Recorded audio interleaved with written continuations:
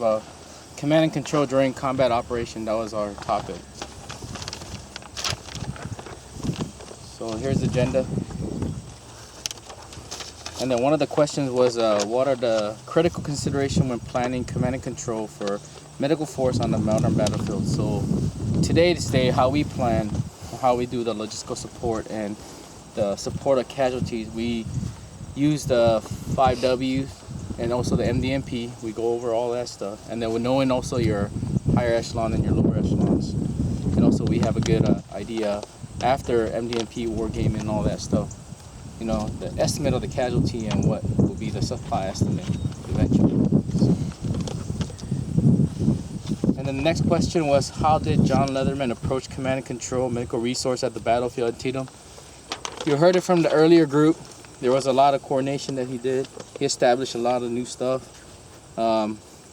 developed new doctrines, distribution system, and then also he decreased. The one interesting fact we found was he decreased the amount of medical supplies by priority, so making push packages. But majority of the time, it was same like today's days that medical supplies was put aside before was it ammos and food. So it's still the same way. But this is where we adopt, you know, how we do medical logistics today. And Sergeant De Vega would talk to you about Well, like earlier, the 18 Corps and all that. The 9th Corps and what Colonel Rogers was saying about the 16th Connecticut. All right, the 16th Connecticut was commanded by Colonel Francis Beach. The regiment was only 2 weeks old, off the train from Connecticut, and was totally innocent of military training. They were very green, just no experiences, and they were thrown into the fight. One of the key things that I found particular was that they had no experience, but then they were going into battle with the Confederates that were seasoned in combat. And one of the things they said that they had loaded their muskets for the first time on the day of the battle. So that's how inexperienced they were. They try to strike on the flank of the field in the cornfield, and then but AP Hill, that's when AP Hill came in, and then his savage counterattack killed about a quarter of the 16th Connecticut's men, and in the confusion, the 16th Connecticut eventually retreated from that fight. So that's putting it kindly. I'll read you something in a few minutes. Right, yes, sir.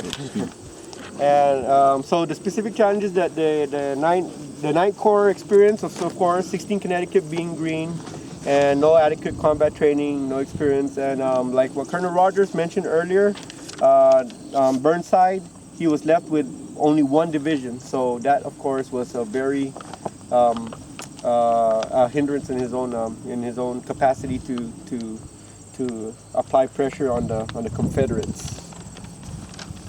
The next question that we put together was and we developed was, what leadership lessons can be learned from the final Union assault regarding command and control?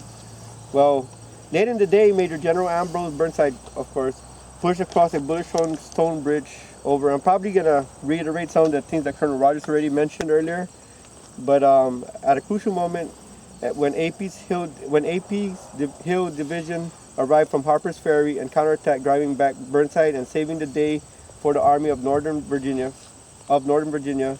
Despite being outnumbered 2-1, Lee committed his entire force at the Battle of Antietam.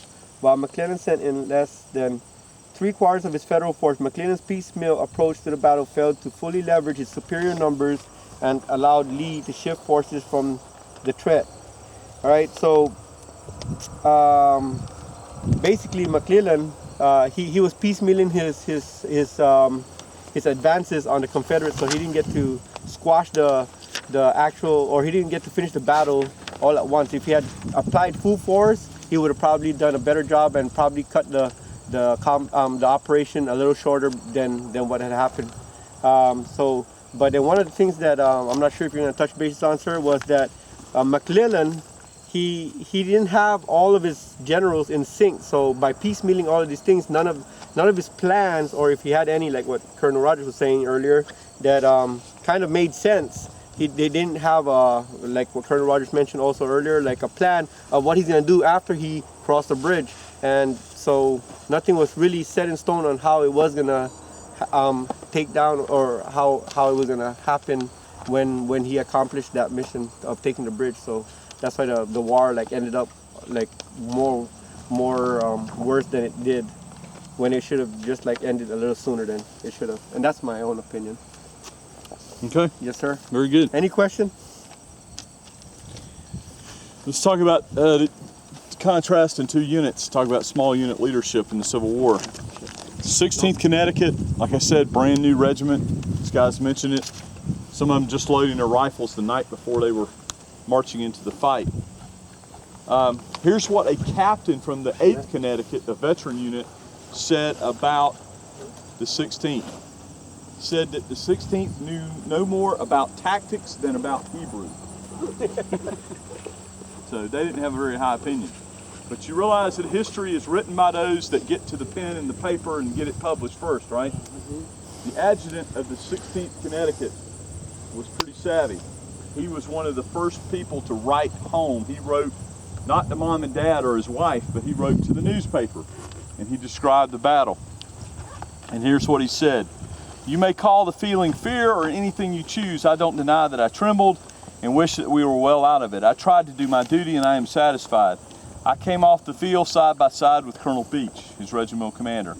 Afterwards, we led the remnants of our own regiment in the 11th Connecticut onto the field again, through as hot a fire as I saw any time during the day. So far as my experience goes, I should not be sorry to see the war end tomorrow without firing another shot, and yet I am a little eager to see one more battle. Not from any reckless desire for excitement, but that I have a little practical knowledge now, and I think that I should be more at home next time and perhaps do better. I should be considerably cooler, I have not doubt." So the adjutant doesn't write a very grim picture of what happened. Yeah, it was tough, heavy fire. I was a little scared, if you want to call it that, but now I'm ready to go fight. When it was The truth of the matter is, his regiment was almost completely wiped out in this cornfield, as you've already heard.